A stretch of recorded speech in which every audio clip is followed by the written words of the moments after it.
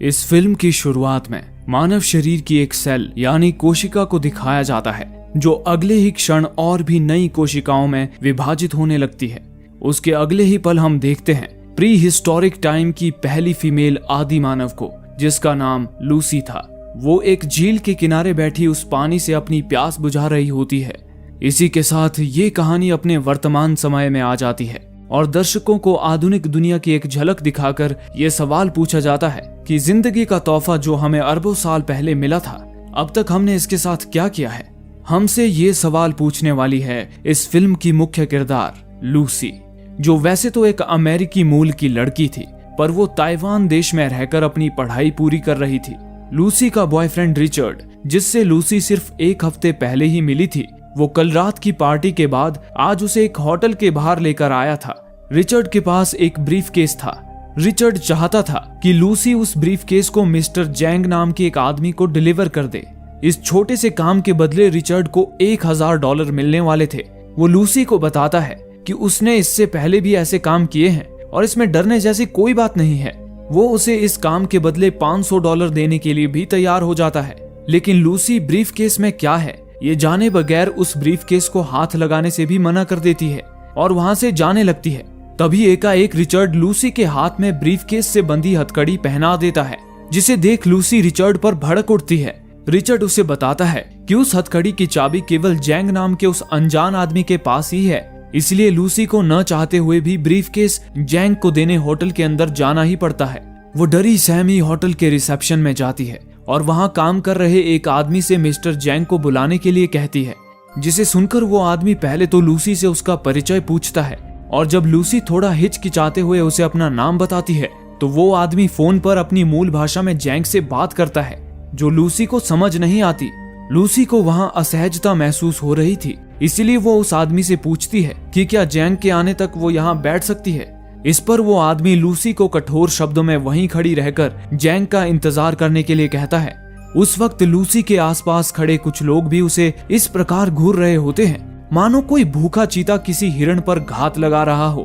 हालांकि रिचर्ड को अब भी बाहर खड़े मुस्कुराते हुए देखकर लूसी अपना सब्र बनाए रखती है, पर तभी अगले ही पल लिफ्ट से निकलकर कुछ हट्टे कट्टे लोग सीधे लूसी की तरफ ही बढ़ने लगते हैं, जिसे देख लूसी सहम जाती है। इतने में ही बाहर खड़े रिचर्ड पर अचानक गोली चलती है, जिससे रिचर्ड की वहीं पर दर्दनाक मौत हो जाती है। ये देख डर के मारे लूसी का कलेजा ही मुंह को आ जाता है। उसके बाद वे हट्टे कट्टे लोग किसी शिकारी की तरह लूसी को दबोच लेते हैं। वे लोग उस रिसेप्शनिस्ट को नोटों की गड्डी थमा देते हैं और लूसी को पकड़कर अपने साथ ले जाने लगते हैं। लूसी खुद को उनसे छुड़ाने के लिए जद्दोजहद करने लगती है, पर वे लोग उसे घसीटते हुए होटल के एक कमरे में ले जाते हैं, जहां लूसी देखती है कि उनमें से कुछ लोगों ने कुछ इंसानों का बेरहमी से कत्ल कर दिया था, जिनकी खून से सनी लाशों को देखकर लूसी डर से कांप उठती है और वहीं पर उल्टियां कर देती है। फिर वे लोग लूसी को एक कुर्सी पर बिठा देते हैं और फिर उन लाशों के बीच से चलकर आता है जैंग, जिसके हाथ भी खून से रंगे होते हैं और उसके चेहरे पर भी खून के छींटे पड़े होते हैं। जैंग एक महंगी शराब से अपने हाथों को धोकर लूसी के सामने बैठ जाता है। उसे देख लूसी डर से कांपती हुई उससे अपनी आजादी की भीख मांगने लगती है, लेकिन जैंग को लूसी की इंग्लिश भाषा समझ नहीं आ रही होती, इसलिए वो अपने ट्रांसलेटर को कॉल करता है। लूसी ट्रांसलेटर को बताने के लिए कहती है कि उसे इस ब्रीफकेस के बारे में कुछ भी नहीं पता, उसे तो रिचर्ड ने इसे जैंग तक पहुंचाने के लिए कहा था। ये सुनते ही जैंग एक पेपर पर उस ब्रीफकेस को खोलने का पासवर्ड लिखकर लूसी को देता है और खुद एक दीवार के पीछे जाकर छुप जाता है। जैंग को शक था कि रिचर्ड ने उसे मारने के लिए उस ब्रीफकेस में बॉम्ब रखा होगा, इसलिए वो लूसी के हाथों उसे खुलवाना चाहता था। अब जैंग के सारे साथी लूसी पर बंदूक तानकर ब्रीफकेस खोलने के लिए उस पर दबाव डालने लगते हैं। इसके बाद डरी सहमी लूसी उस ब्रीफकेस को खोलती है। खुशकिस्मती से उसमें कोई बॉम्ब नहीं होता। ब्रीफकेस के अंदर 4 पैकेट्स रखे होते हैं, जिसमें नीले रंग का कोई पदार्थ रखा होता है। पता चलता है कि वो नीले रंग का पदार्थ हाल ही में इजाद किया हुआ एक ड्रग है। उस ड्रग का नाम CPH4 है। इतने में ही जैंग के साथी उस ड्रग को टेस्ट करने के लिए एक नशेड़ी को वहां लेकर आते हैं, जो पहले से ही ड्रग्स के नशे में सन्न था। लेकिन जैंग के साथी उसे टपली मार मार कर जबरदस्ती वो CPH4 ड्रग्स लेने पर उसे मजबूर कर देते हैं। जिसके बाद जब वो नशेड़ी अपने नाक से CPH4 ड्रग्स खींचता है तो अचानक उसे एक झटका सा लगता है और अगले ही पल वो ठहाके मार मार कर हंसने लगता है। पर तभी जैंग गोली मारकर उसका भेजा ही उड़ा देता है, जिसे देख लूसी की रूह कांप उठती है। फिर जैंग लूसी से कहता है कि उसने लूसी को अपने साथ काम पर रख लिया है। इस पर लूसी ये कहती हुई जैंग के आगे गिड़गिड़ाने लगती है कि उसे कोई काम नहीं, बस आजादी चाहिए। पर तभी एक आदमी लूसी को एक मुक्का मारकर बेहोश कर देता है। कुछ देर बाद जब लूसी को होश आता है तो वो खुद को उसी होटल के एक रूम में पाती है जहां वो दर्द से बेहाल होती है। उसके पेट पर पट्टी बंधी होती है जो खून से लहूलुहान होती है। लूसी कुछ भी समझ पाती कि उसके साथ आखिर हुआ क्या है, इससे पहले ही जैंग के कुछ आदमी वहां आ जाते हैं और उसे उठाकर जैंग के पास ले जाते हैं। इतने में ही वहां एक ब्रिटिश आदमी आता है जो लूसी को बताता है कि उन्होंने लूसी के पेट में एक चीरा लगाकर उसके अंदर वही खतरनाक CPH4 ड्रग्स का एक पैकेट डाल दिया है। अब लूसी को वो ड्रग स्मगल करके यूरोप में ले जाना है। वो आदमी बताता है कि आगे चलकर ये नया और पावरफुल CPH4 ड्रग्स हर देश में मशहूर हो जाएगा, जिसके बाद वे लोग सभी देशों में इसकी स्मगलिंग शुरू कर देंगे। उन लोगों का ये खतरनाक प्लान सुनकर लूसी भयभीत हो उठती है। इसी बीच वहां 3 और स्मगलर्स को लाया जाता है जिनके पेट में भी लूसी की ही तरह ड्रग्स के पैकेट्स डालकर उनमें टांके लगा दिए गए थे। फिर उन्हें उनके पासपोर्ट और टिकट दिए जाते हैं और उन्हें बताया जाता है कि उन चारों को यूरोप के 4 अलग अलग देशों में ये ड्रग्स डिलीवर करने के बाद उन्हें सही सलामत आजाद कर दिया जाएगा, जिसके बाद वे लोग उन्हें मिले रिटर्न टिकट से वापस अपने घर लौट सकते हैं। ये बताकर उन सबके चेहरों को काले कपड़ों से ढक दिया जाता है और उन्हें दूसरे स्मगलर्स के हवाले कर दिया जाता है। वो स्मगलर्स लूसी को दूसरे देश भेजने से पहले अपने अड्डे पर ले जाते हैं। तभी उनमें से एक आदमी लूसी के कपड़ों में हाथ घुसाकर उससे छेड़छाड़ करने लगता है, जिससे तंग आकर लूसी जब उसका विरोध करती है तो वो आदमी एक दरिंदे की तरह लूसी के जख्मी पेट पर लातों से प्रहार करने लगता है। वो आदमी लूसी को बड़ी ही बेरहमी से तब तक मारते रहता है जब तक उसका साथी उसे खींचकर बाहर नहीं ले जाता। उस आदमी के वार से लूसी के पेट में मौजूद ड्रग्स की झिल्ली फट जाती है, जिससे वो ड्रग्स उसकी पूरी इंटरनल बॉडी में फैलने लगता है। लूसी का शरीर बड़ी ही तेजी से उस ड्रग्स को सोख लेता है, जिससे लूसी तड़पने लगती है और आश्चर्यजनक रूप से अचानक उसके अंदर एक अद्भुत शक्ति आ जाती है, जिससे वो कभी कमरे की दीवारों पर चिपकी हुई तड़पती है तो कभी छत की तरफ हवा में उड़ती हुई छटपटाने लगती है, यहाँ तक कि वो जंजीरों को पकड़कर बीच हवा में भी लटक जाती है। फिर अंत में वो पागलों की तरह चीखती हुई दीवारों से जा टकराती है और तभी स्क्रीन पर दिखाया जाता है 20%। और ये कहानी एक नए मोड़ पर आ जाती है, जहां हम देखते हैं प्रोफेसर सैमुअल नॉर्मन को, जो कि एक न्यूरो साइंटिस्ट हैं। नॉर्मन एक क्लासरूम में बैठे लोगों को दिमाग पर किए अपने रिसर्च के बारे में लेक्चर दे रहे होते हैं। नॉर्मन बताते हैं कि इस पृथ्वी पर जीवन की उत्पत्ति अरबों साल पहले हो चुकी थी, लेकिन उसके 4 लाख साल बाद जब पहले न्यूरॉन सेल में बदलाव होना शुरू हुआ, तब से ही इस धरती पर प्राणी जगत की शुरुआत हुई। लेकिन इतने सालों बाद भी आज तक धरती पर मौजूद ज्यादातर जीव जंतु अपने दिमाग की केवल 3 से 5% क्षमता का ही इस्तेमाल कर पाए हैं। पर जब बात आती है हम इंसानों की, तो हम इंसान दिमागी तौर पर अन्य प्राणियों से कहीं ज्यादा विकसित हैं, क्योंकि हम इंसान अपनी दिमाग की 10% क्षमता का इस्तेमाल करते हैं और केवल 10% दिमाग के इस्तेमाल से ही हमने समुद्र की गहराइयों से लेकर अंतरिक्ष की ऊंचाइयों तक को छू लिया है। हमने हवाई जहाज बनाया, विशाल इमारतें बनाई, मशीनें और न्यूक्लियर बॉम्ब तक बना डाले, यहाँ तक कि हमने आधुनिक खेती से लेकर अनेक प्रकार की कलाएं भी सीखी और अपनी सुविधा के अनुसार एक मजबूत इंफ्रास्ट्रक्चर तैयार किया, वो भी केवल इस 10% दिमाग के इस्तेमाल से। हालांकि डॉल्फिन एकमात्र ऐसा प्राणी है जो इंसानों से भी ज्यादा यानी कि अपने दिमाग की 20% क्षमता का इस्तेमाल करता है, और दिमाग की इसी क्षमता के बदौलत डॉल्फिन्स अपने अंदर इकोलोकेशन जैसी असाधारण शक्ति विकसित कर पाए हैं। डॉल्फिन्स एक क्लिक की आवाज छोड़ती हैं, जो उनके सामने मौजूद किसी चीज से टकराकर जब ध्वनि तरंगों के रूप में वापस आती है, तो उससे डॉल्फिन्स को पता चल जाता है कि उनके सामने कौन सी चीज है। इकोलोकेशन का इस्तेमाल डॉल्फिन्स अक्सर खाना ढूंढने के लिए करती हैं। हालांकि इंसानों ने भी इकोलोकेशन से मिलता जुलता सोनार सिस्टम इजाद किया है, लेकिन इकोलोकेशन उससे कहीं ज्यादा सुविधाजनक है क्योंकि ये प्राकृतिक है। आगे नॉर्मन ये कल्पना करते हैं कि क्या होगा अगर इंसान भी अपने दिमाग की 20% क्षमता का इस्तेमाल करने लगे। इस पर नॉर्मन अपनी ही राय देते हुए कहते हैं कि अगर ऐसा हुआ तो इंसान को अपने शरीर की पूरी जानकारी होगी और साथ ही वो अपने शरीर पर पूरा नियंत्रण भी पालेगा। हालांकि ऐसा होने की अभी तक कल्पना ही की जा सकती है, लेकिन देखा गया है कि पुराने समय में भारतीयों, यूनानियों और मिस्र के लोगों को कोशिकाओं का ज्ञान था, और साथ ही डार्विन ने भी अपने इवोल्यूशन की थ्योरी से लोगों को अवगत कराया था। वो भी उस समय में जब माइक्रोस्कोप जैसे उपकरणों की खोज भी नहीं हुई थी। तो क्या उस समय के लोगों ने अपने दिमाग की क्षमता को बढ़ाकर अपने शरीर को जान लिया था? नॉर्मन के मुताबिक ये बात सच हो सकती है, क्योंकि हमारे दिमाग में 100 अरब तक न्यूरॉन सेल्स हैं। न्यूरॉन सेल यानी कि तंत्रिका कोशिका जीवों में स्थित एक उत्तेजनीय कोशिका होती है जो सूचनाओं का विश्लेषण करके उन्हें दिमाग तक पहुंचाने का कार्य करती है। हमारे शरीर में आकाशगंगा के तारों से भी कहीं ज्यादा न्यूरॉन सेल्स के कनेक्शंस होते हैं, जिनके बीच एक महाकाय नेटवर्क तैयार होता है, जिसके जरिए सेल्स आपस में सूचनाओं का आदान प्रदान करते हैं। लेकिन उन तक हमारी कोई पहुंच नहीं होती, क्योंकि आमतौर पर हमारे शरीर के केवल 15% न्यूरॉन सेल्स ही एक्टिव रहते हैं। लेकिन नॉर्मन के मुताबिक अगर हम किसी प्रकार उन बाकी न्यूरॉन सेल्स को भी एक्टिवेट कर लें तो हमारी दिमागी क्षमता भी विकसित हो जाएगी। नॉर्मन आगे बताते हैं कि शुरुआत से ही हमारे शरीर की कोशिकाओं का बस एक ही मकसद रहा है, और वो है समय के साथ बढ़ते रहना। अगर परिस्थिति उनके अनुकूल होती है तो वे प्रजनन करते हैं और अपनी पीढ़ी को आगे बढ़ाते हैं, ताकि वे आवश्यक ज्ञान और जानकारियां अगली कोशिका को सौंप सकें।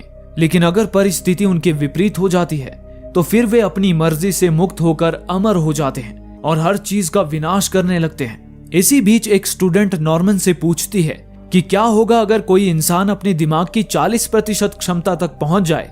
इस पर नॉर्मन बताते हैं कि ऐसा करने पर कोई इंसान अपने साथ साथ दूसरों के शरीर पर भी नियंत्रण करने लगेगा, और साथ ही वो बाकी चीजों पर भी नियंत्रण पा लेगा। हालांकि अब तक नॉर्मन ने दिमाग की क्षमता को केवल 40% तक ही जाना था। इसलिए जब एक व्यक्ति नॉर्मन से सवाल करता है कि अगर कोई इंसान अपने दिमाग का 100% इस्तेमाल करने लगे तब क्या होगा, तो इस सवाल पर नॉर्मन भी निशब्द रह जाते हैं। इसके बाद ये कहानी वापस लूसी पर आ जाती है, जो स्मगलर्स के अड्डे पर जब अचानक जागती है तो उसकी आंखों में किसी नीली अग्नि सा एक तेज नजर आता है, जिसके बाद लूसी एकाएक उठकर ऐसे बैठ जाती है जैसे कि उसे अपने पेट के दर्द का कोई एहसास ही ना हो। इतने में ही स्मगलर्स का एक आदमी उस कमरे में आ जाता है, जिसे लूसी मुस्कुराकर अपनी अदाओं के जाल में फांस लेती है। वो आदमी लूसी की जंजीरों की चाबी और अपनी बंदूक टेबल पर रखकर लूसी के करीब जाता है, और गलत इरादे से जब उसके पैरों के बीच अपना हाथ डालता है तभी लूसी अपने पैरों से उसे दबोचकर अपने एक हाथ से ही उसकी बेल्ट को इस तरह से खींचती है कि वो आदमी लट्टू की तरह चक्कर खाता हुआ जमीन की धूल चाट जाता है। उसके बाद लूसी खुद को आजाद करके उस आदमी की बंदूक लेकर कमरे से बाहर चली जाती है, और वहां खाने का मजा ले रहे बाकी स्मगलर्स पर भी गोलियां दागकर उन्हें मौत के घाट उतार देती है। फिर लूसी बड़े ही चाव से उनका सारा खाना खाने लगती है। इस दौरान लूसी को उन स्मगलर्स की एक गोली भी लग गई थी, लेकिन उसे तो जैसे उस गोली के दर्द का एहसास तक नहीं हो रहा था। वो अपने हाथों से ही गोली निकालकर ग्लास में डाल देती है। लूसी के अंदर ये अविश्वसनीय शक्तियां आने की वजह थी वो CPH4 ड्रग, जिसे उसके शरीर ने सोख लिया था। उस ड्रग ने उसके बाकी न्यूरॉन सेल्स को भी एक्टिवेट करके उसकी दिमाग की क्षमता को 20% तक बढ़ा दिया था। और जैसा कि नॉर्मन ने बताया था, ठीक उसी प्रकार अब लूसी अपने शरीर के हर अंग को जान चुकी थी और उसका अपने पूरे शरीर पर नियंत्रण था, यहाँ तक कि वो अपने दर्द पर भी नियंत्रण पा चुकी थी। लूसी अपने रगों में बहते खून को, अपने बदन की गर्मी को और अपने आसपास के लोगों तक को महसूस कर सकती थी, और साथ ही उसे अंतरिक्ष, हवा, ग्रेविटी और यहाँ तक कि पृथ्वी का रोटेशन भी महसूस हो रहा था। और इतना ही नहीं, अब वो आश्चर्यजनक रूप से अपनी यादों की गहराइयों में भी जा सकती थी। उसे अपनी माँ के दूध का स्वाद भी याद आ रहा था, जबकि वो उस वक्त स्तनपान किया करती थी जब वो 1 साल से भी कम उम्र की थी। उन एहसासों ने लूसी को भी हैरत में डाल दिया था। लूसी उन स्मगलर्स का सारा खाना चट करने के बाद उनके हथियार भी समेट लेती है। उसके बाद लूसी स्मगलर्स के अड्डे से बाहर निकलती है और एक टैक्सी ड्राइवर से अस्पताल चलने के लिए कहती है, लेकिन वो ड्राइवर आनाकानी करने लगता है, जिसके बाद लूसी बिना कुछ सोचे उसके पैर पर गोली मार देती है। ये देख एक दूसरे टैक्सी ड्राइवर की सारी सिट्टी पिट्टी ही गुल हो जाती है और वो चुपचाप लूसी को अस्पताल की तरफ ले जाने लगता है। इसी दौरान रास्ते में लूसी गौर करती है कि उसे तो अब दूर से ही किसी भी इंसान की बातें सुनाई देने लगी थी, जिसे सुनकर लूसी हैरान रह जाती है। इतने में वो टैक्सी ड्राइवर लूसी को अस्पताल ले जाता है, जिसके बाद लूसी अस्पताल के अंदर जाने लगती है। अब लूसी का दिमाग दूसरी भाषा को भी बखूबी समझने लगा था, जिससे लूसी साइन बोर्ड को पढ़ती हुई बेरोक टोक सीधा ऑपरेशन थिएटर में ही घुस जाती है, जहां डॉक्टरों द्वारा एक मरीज के दिमाग का ऑपरेशन किया जा रहा होता है। वहीं लूसी उस मरीज के दिमाग की गतिविधियों को देखकर ही समझ जाती है कि उसके दिमाग में ट्यूमर इतना बढ़ गया है कि अब भगवान भी उसे नहीं बचा सकते थे। इसलिए लूसी खुद उसे गोली मारकर मुक्ति दे देती है और खुद उसकी जगह बेड पर लेट जाती है। लूसी बंदूक की नोक पर डॉक्टर से अपने पेट में मौजूद ड्रग्स को निकालने के लिए कहती है, जिसके बाद डॉक्टर लूसी के कहे अनुसार उसे एनेस्थीसिया दिए बिना ही उसके टांकों को काटने लगता है और उसके पेट में अपने हाथ घुसाकर उस ड्रग के पैकेट को बाहर निकाल लेता है। फिर भी इस दौरान लूसी को दर्द का जरा भी एहसास नहीं होता। तभी डॉक्टर लूसी को बताता है कि उस पैकेट में सिर्फ आधा किलो ड्रग्स ही बचा हुआ है, जिसका मतलब है कि बाकी का आधा किलो ड्रग्स लूसी के शरीर ने सोख लिया है। फिर लूसी के पूछने पर कि ये CPH4 आखिर है क्या चीज, डॉक्टर उसे बताता है कि जब कोई महिला 6 हफ्तों के गर्भकाल में होती है तब उसका शरीर ये CPH4 बहुत ही छोटी मात्रा में उत्पन्न करता है, जो कि उसके भ्रूण को एक एटॉमिक बॉम्ब जितनी आवश्यक ऊर्जा प्रदान करता है और इसी ऊर्जा की बदौलत भ्रूण में बच्चे की हड्डियों का विकास होना शुरू हो जाता है। डॉक्टर के मुताबिक ये ड्रग उसी CPH4 का सिंथेटिक यानी कि मानव निर्मित वर्जन है। डॉक्टर को ये बात हैरान कर देती है कि इतनी ज्यादा मात्रा में सिंथेटिक CPH4 सोखने के बावजूद भी आखिर लूसी जिंदा कैसे है। हालांकि लूसी अपनी शक्ति से ये महसूस कर पा रही थी कि अब वो ज्यादा समय तक जिंदा नहीं रह पाएगी, इसीलिए वो फोन पर अपनी माँ से सहृदय बातें करती है और अब तक उनसे मिली हर खुशियों के लिए उनका शुक्रिया अदा करती है। फिर लूसी अस्पताल से बाहर निकल आती है, जहां वो देखती है कि अब उसे पेड़ों की आंतरिक क्रिया भी नजर आने लगी थी। उसके बाद लूसी जैंग से अपना बदला लेने के लिए वापस उसी होटल में चली जाती है, जहां जैंग पूरे ऐशो आराम के साथ अपने बदन पर टैटू बनवा रहा होता है। लूसी अपनी शक्ति की बदौलत बड़ी ही आसानी से जैंग के साथियों को देखे बिना ही उन्हें मौत के घाट उतार देती है। उसके बाद वो सीधा जैंग के कमरे में घुस जाती है और टैटू आर्टिस्ट को वहां से भगाकर जैंग के ठीक सामने बैठ जाती है। फिर लूसी बड़ी ही बेदर्दी से जैंग के दोनों हाथों में चाकू घुसा देती है, जिससे जैंग की दर्दनाक चीख पूरे कमरे में गूंज उठती है। लूसी जैंग को उन सारे मासूम लोगों का दर्द महसूस करवाती है जिन्हें जैंग बड़ी बेरहमी से मारा करता था। उसके बाद लूसी उसके दिमाग में घुस जाती है और उसकी उन यादों में झांकती है जिसमें जैंग ने उन 3 स्मगलर्स को उनके पासपोर्ट और टिकट्स दिए थे। उन टिकट्स को देखकर लूसी ये पता लगा लेती है कि जैंग ने उन तीनों को किन किन देशों में भेजा है। ये जानकारी लेने के बाद लूसी जैंग को दर्द भरी हालत में ही जिंदा छोड़कर वहां से चली जाती है। उसके बाद लूसी सीधे अपनी दोस्त कैरोलिन के घर पर जाती है, जहां लूसी को काफी समय बाद देखकर कैरोलिन जब उसे गले से लगाती है तो लूसी को कैरोलिन की इंटरनल बॉडी भी महसूस होने लगती है। फिर लूसी कैरोलिन का लैपटॉप लेकर जब इंटरनेट पर मानव दिमाग के बारे में सर्च करती है तो उसे वहां नॉर्मन की 20 सालों से इंसानी दिमाग पर की गई रिसर्च मिलती है, जो 6734 पेजेस की होती है। लेकिन लूसी अपनी दिमागी शक्ति की बदौलत कुछ ही सेकंड्स के भीतर उस किताब को पूरी तरह पढ़ और समझ लेती है। उसके बाद लूसी नॉर्मन को कॉल करती है और उसे ये बताकर चकित कर देती है कि उसकी बताई थ्योरी बिल्कुल सही है। लूसी का दिमाग 20% क्षमता पर पहुंचने के बाद खुल गया है और ये उसके दिमाग की क्षमता को बिना किसी कोशिश के और ज्यादा विकसित करता ही जा रहा है। इस वक्त लूसी अपने दिमाग की 28% क्षमता का इस्तेमाल कर पा रही है, जिससे उसके अंदर ऐसी अद्भुत शक्तियां आ गई हैं जो अब तक नॉर्मन की सोच से भी परे थी। उस वक्त नॉर्मन लूसी से मीलों दूर फ्रांस में थे, लेकिन फिर भी लूसी उनके टीवी, मोबाइल और रेडियो में अपनी उपस्थिति दर्शाकर उन्हें यह सबूत देती है कि अब वो इलेक्ट्रॉनिक उपकरणों पर भी नियंत्रण कर सकती है। ये देखकर आश्चर्य से नॉर्मन का मुंह खुला का खुला ही रह जाता है। लूसी नॉर्मन को ये भी बताती है कि सिंथेटिक CPH4 की वजह से उसका दिमाग बहुत ही जल्द 100% क्षमता पर पहुंच जाएगा और जिस तेजी के साथ उसके सेल्स रिप्रोड्यूस कर रहे थे, उससे लूसी अंदाजा लगाती है कि बहुत जल्द इंसान के रूप में उसका अस्तित्व भी खत्म हो जाएगा और उसके पास अब केवल 24 घंटे ही बचे हैं। लूसी जानती थी कि नॉर्मन एक सज्जन व्यक्ति है, इसीलिए वो उन्हें बता देती है कि उसके दिमाग में क्वांटम फिजिक्स से लेकर मैथमेटिक्स तक हर चीज का असीमित ज्ञान जमा हो रहा है और साथ ही उसके दिमाग में अरबों न्यूरॉन सेल्स एक्टिवेट हो गए हैं, जिससे उसका दिमाग फटा जा रहा है। लूसी नॉर्मन से पूछती है कि वो अपने अंदर मौजूद ज्ञान का क्या कर सकती है। इस पर हैरान परेशान बैठे नॉर्मन अपनी राय देते हुए कहते हैं कि लूसी को अपने अंदर की सारी जानकारी मानव जाति के विकास के खातिर साझा करनी चाहिए। ये सुनकर लूसी समझ जाती है कि अब उसे आगे क्या करना है। वो नॉर्मन से कहती है कि वो उनसे 12 घंटों के भीतर मिलने आ रही है। ये कहकर लूसी फोन काट देती है और कैरोलिन के घर से जाने लगती है।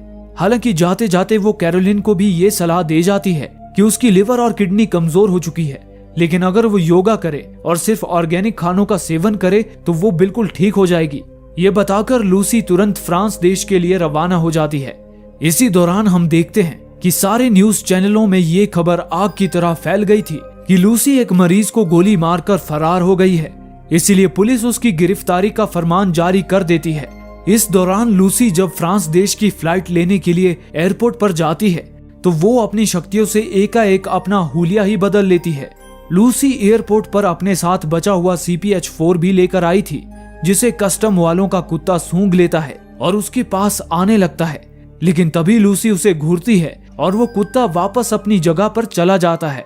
उसके बाद लूसी फ्रांस में डेलरियो नाम के एक पुलिस ऑफिसर को फोन करती है और उसे उन तीनों स्मगलर्स की इंफॉर्मेशन दे देती है जिनके पेट में जैंग ने ड्रग्स के पैकेट्स रखकर उन्हें 3 अलग अलग देशों में भेज दिया था। साथ ही लूसी डेलरियो के कंप्यूटर को एक्सेस करके उसे उन 3 स्मगलर्स की फोटो भी भेज देती है, जिसे देख हैरान हो चुका डेलरियो तुरंत हरकत में आ जाता है और उन तीनों स्मगलर्स को अलग अलग एयरपोर्ट से गिरफ्तार करवा लेता है।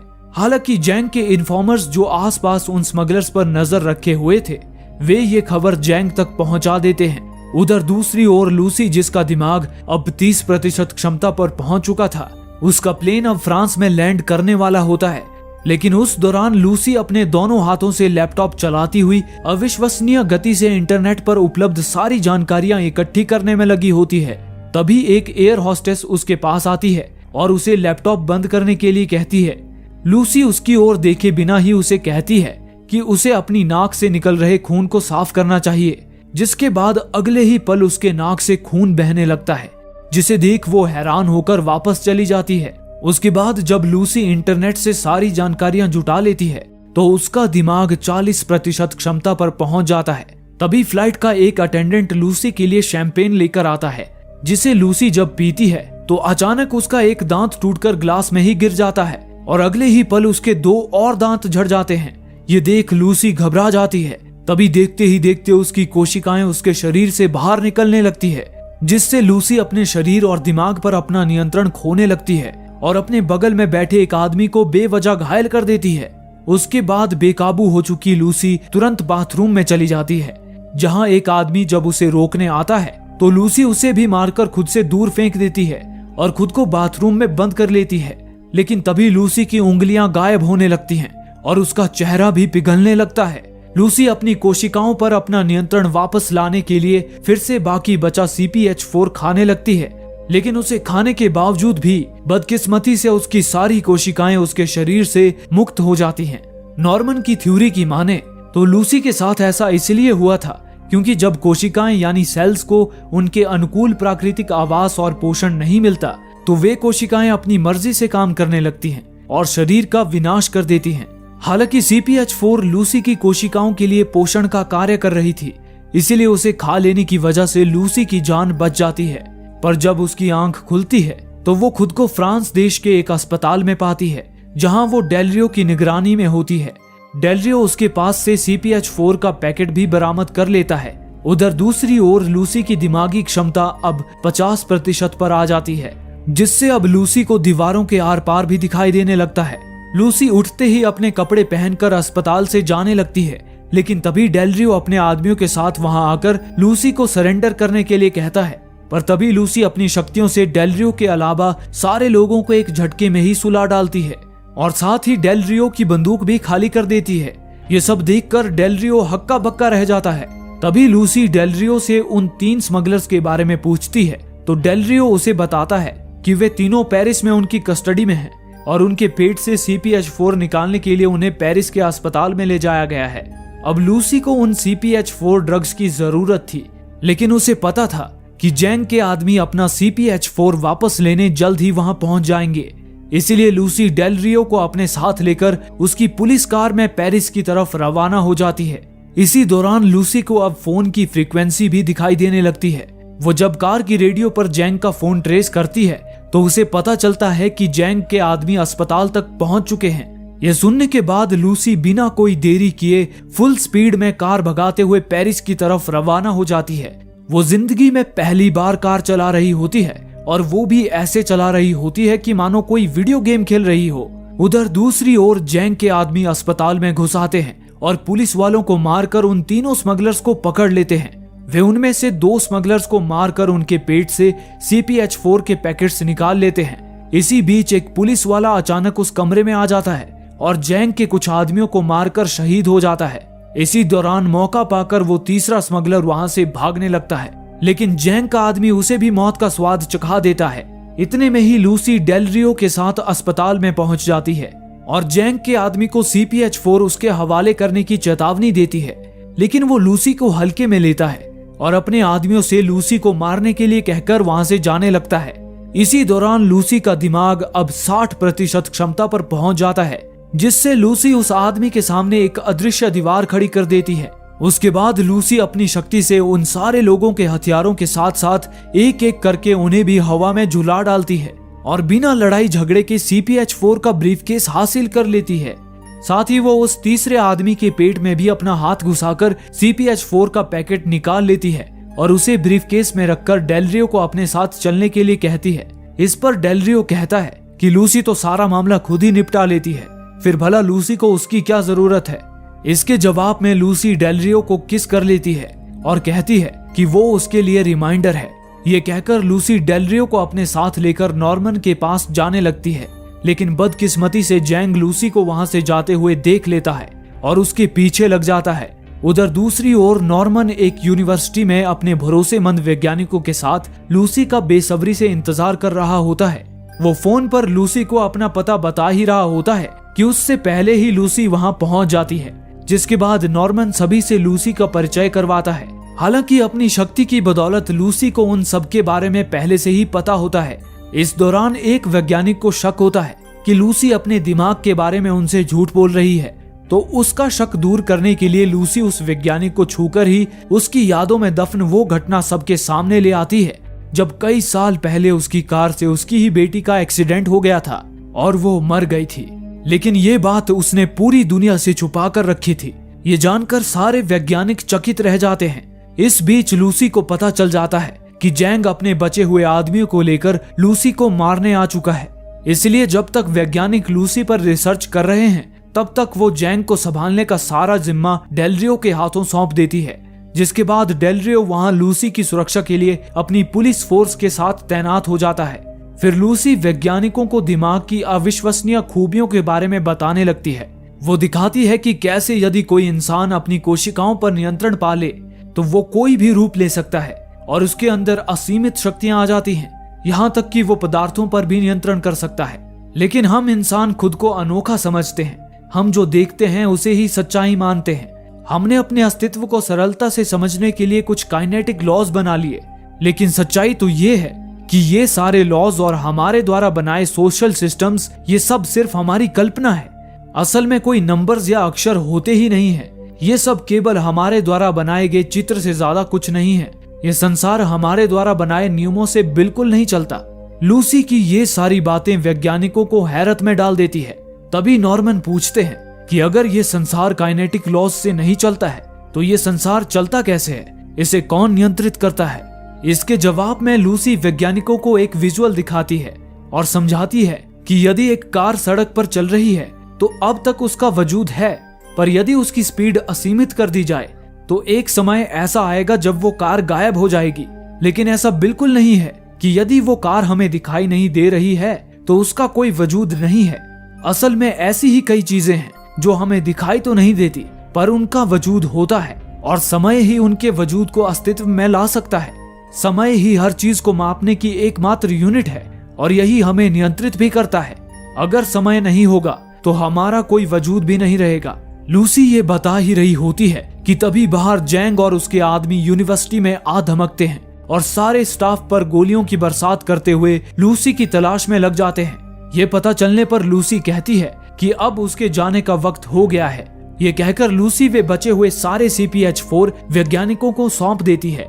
जिसके बाद लूसी के कहे अनुसार वैज्ञानिक उन्हें तरल पदार्थ में बदलकर उन्हें लूसी के रगों तक पहुंचाने की तैयारी करने लगते हैं, ताकि लूसी जल्द ही अपनी दिमागी क्षमता की चरम सीमा तक पहुंच जाए। लूसी नॉर्मन को बताती है कि 100% क्षमता तक पहुंचने के बाद वो एक सुपर कंप्यूटर का निर्माण करेगी, जिससे वो अपने अंदर का सारा ज्ञान सहेज कर रख पाएगी और फिर वो ज्ञान आम लोगों तक भी पहुंचाया जा सकता है। हालांकि नॉर्मन को डर था कि पावर और प्रॉफिट में डूबी हुई ये मानव दुनिया अभी इस ज्ञान के लिए तैयार है भी या नहीं, क्योंकि हमेशा से मानवों का जैसा स्वभाव रहा है वो इस ज्ञान को पाने के बाद भी अशांति और उपद्रव ही लाएंगे और मनुष्य एक दूसरे के प्रति और ज्यादा आक्रमणकारी हो जाएंगे। इस पर लूसी कहती है कि अज्ञानता ही मानव को आक्रमणकारी बनाती है, ज्ञान नहीं। लूसी कहती है कि वो अपने ज्ञान को सहेज कर उस तक पहुंचाने का एक जरिया बनाएगी, जिससे नॉर्मन उस ज्ञान को आम लोगों तक पहुंचा सके।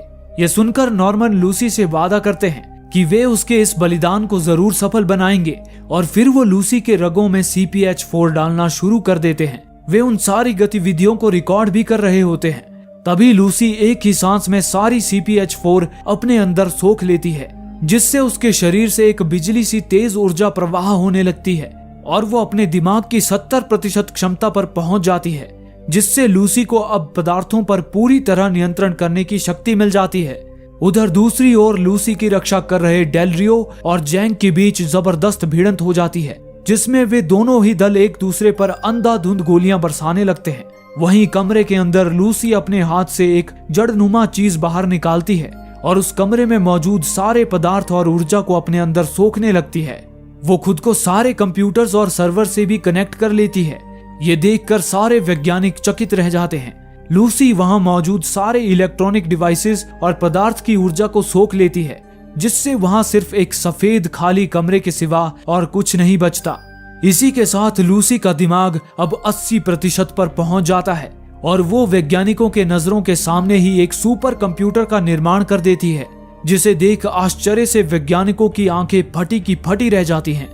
वहीं दूसरी ओर बाहर चल रही लड़ाई में जैंग के साथ साथ डेलरियो के भी बहुत से साथी घायल हो जाते हैं, पर डेलरियो का पलड़ा अब भी भारी होता है। ये देखकर जैंग अपने साथी को पुलिस पर रॉकेट लॉन्चर से हमला करने का इशारा करता है, जिसके बाद जैंग के कवर देने पर उसका साथी पुलिस वालों की तरफ रॉकेट दाग देता है। उस धमाके से सब कुछ तहस नहस हो जाता है, लेकिन तब तक लूसी का दिमाग भी 90% पर पहुंच जाता है और वो उस धमाके के झटके से समय के आर पार चली जाती है। अब लूसी में समय को रोकने की और उसे अपने अनुसार गति देने की भी अद्भुत शक्ति आ जाती है, जिससे वो एक जगह पर बैठे हुए ही अपने हाथों को हिलाने भर से भूत, भविष्य और वर्तमान काल में जा सकती थी। लूसी वक्त के हर दौर में पहुंच जाती है। वो आदि काल के लोगों से मिलती है, डायनासोर्स को देखती है और साथ ही वो इस फिल्म की शुरुआत में दिखाए गए उस पहली फीमेल आदिमानव से भी मिलती है, जिसका नाम भी लूसी था। उसकी उंगली को छूते ही लूसी अब अंतरिक्ष में पहुंच जाती है और इस पृथ्वी और सारे ब्रह्मांड का निर्माण होते हुए देखती है। इस तरह अंत में लूसी अपनी दिमागी क्षमता के 99% पर पहुंच जाती है और उसका शरीर काले पदार्थ में तब्दील होने लगता है और उसकी सारी कोशिकाएं अपने आप को समेटने लगती हैं। लेकिन तभी बदकिस्मती से जैंग अपनी बंदूक लेकर लूसी को मारने वहां पहुंच जाता है। वो जैसे ही उस पर गोलियां चलाता है, लूसी अपने दिमाग की चरम सीमा यानी 100% तक पहुंच जाती है और एकाएक वहां से गायब हो जाती है। वहां पर कुछ बाकी रह जाता है तो केवल लूसी के कपड़े, जिसे देख जैंग और सारे वैज्ञानिकों के होश उड़ जाते हैं। इतने में ही डेलरियो भी वहां आ जाता है और जैंग को मौत के घाट उतार देता है। तभी लूसी के बनाए उस सुपर कंप्यूटर से एक फ्लैश ड्राइव बाहर निकलता है, जिसमें लूसी ने ब्रह्मांड की शुरुआत से लेकर अब तक का सारा ज्ञान स्टोर कर दिया था। नॉर्मन उस फ्लैश ड्राइव को स्वीकार कर लेता है, जिसके बाद वो सुपर कंप्यूटर भी एक काले पदार्थ के रूप में बिखर जाता है। इसी दौरान जब डेलरियो वैज्ञानिकों से पूछता है कि लूसी आखिर कहां चली गई, तभी उसके मोबाइल पर लूसी द्वारा भेजा गया एक संदेश दिखाई देता है, जिसमें लूसी बताती है कि अब वो हर जगह मौजूद है, जिससे नॉर्मन समझ जाते हैं कि लूसी भी उस तेज रफ्तार कार की तरह समय के एक अलग आयाम में जा चुकी है, जहां से वो किसी को दिखाई तो नहीं देगी, पर उसका वजूद हमेशा कायम रहेगा।